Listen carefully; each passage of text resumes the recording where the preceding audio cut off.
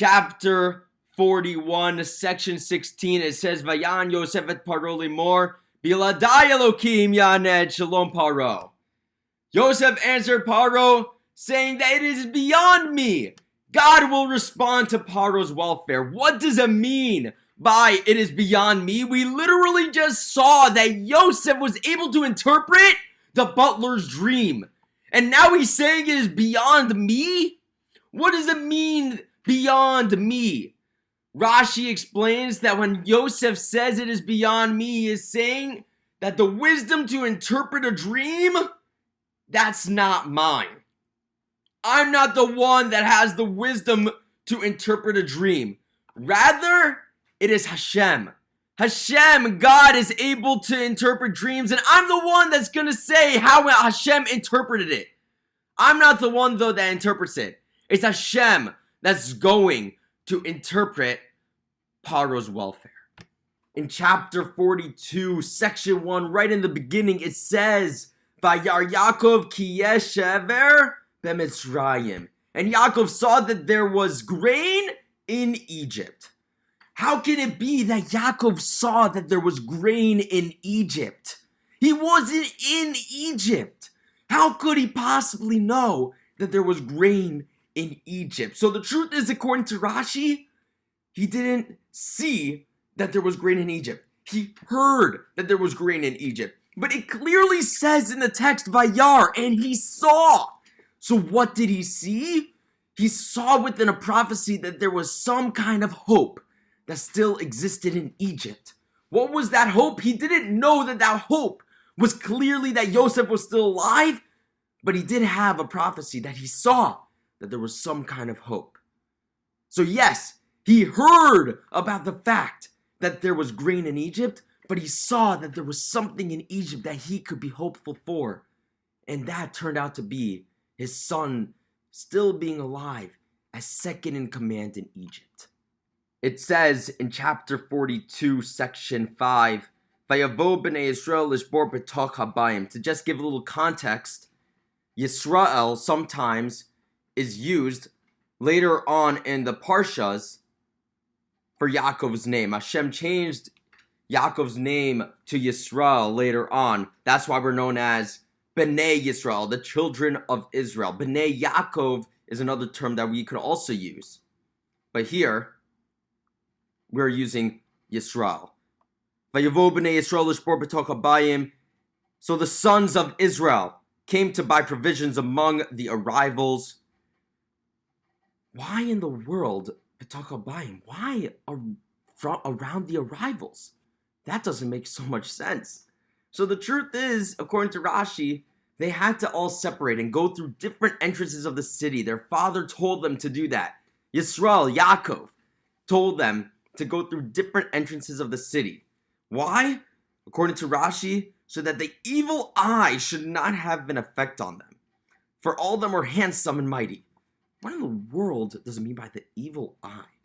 Well, Miktav Me'Eliyahu, also known in the English version as Strive for Truth, I highly suggest reading it if you have the opportunity, actually says that the evil eye is talking about the people that are going to be looking at them and saying, wow, if only I could have 10 children, if only I can have handsome children and mighty children. People are going to look at them, the people that are less fortunate than the children of Yisrael, the children of Yaakov, and they're going to say, I wish I had that. So for that reason, they had to split up. They had to split up so then they could be among the people. And they're not going to be standouts. They're not going to be the evil eye. Chapter 42, section 8, Rashi says that the reason why the brothers did not know what Yosef looked like anymore was because Yosef grew a beard. At the time, he wasn't able to grow a beard when they sold him because he was too young. But now he has a beard, and he was unrecognizable to the brothers. So how is it that Yosef was able to recognize the brothers? Well, they already grew out their beards. They were old enough to grow beards.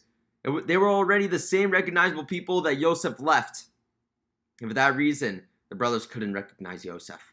In chapter 42, we talk about Yosef blaming the brothers for being spies when they finally come to Egypt. And what do the brothers have to say?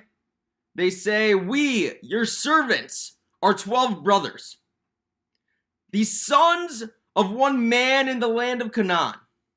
The youngest is with our father today, and one is gone."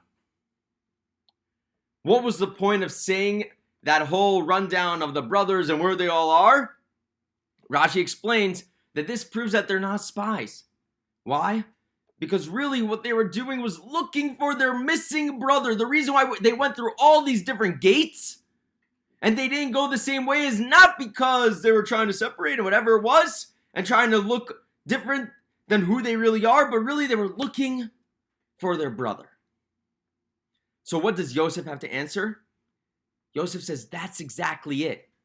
That's exactly it. What do you mean, Yosef? It's clear, according to Yosef, that they are spies. How is that so? Well, we learn from Rashi from a midrash, a specific story, to be able to point out how the brothers made themselves into spies, how Yosef used their words against themselves. How so? We have this midrash that says that Yosef asked them, "Did you find your brother?" And they said, "No." And then he said, "If the people that took your brother ransom gave an exorbitant price for getting him back, what would you do?" They said, "We'll pay. We'll pay. Obviously, we want our brother back." And then he said, "What happens if they don't give any price at all? Let's say that they're not willing to give your brother back. What then?" And the brother said, "It's their lives or ours. We want our brother back." And Yosef said, "That's exactly it. You are spies. You guys came with the idea that you will have to kill. That you will have to do something in Egypt that is immoral. You are spies. You are willing to come over here and hurt my people." And that leads Yosef to say, if you want to really prove that you're not spies, go bring your last brother from the land of Canaan, from your father. And in the meantime, I'm going to hold one of your brothers ransom. In the meantime, I'm going to hold on to one of you while you go and bring your last brother that you claim to be in the land of Canaan.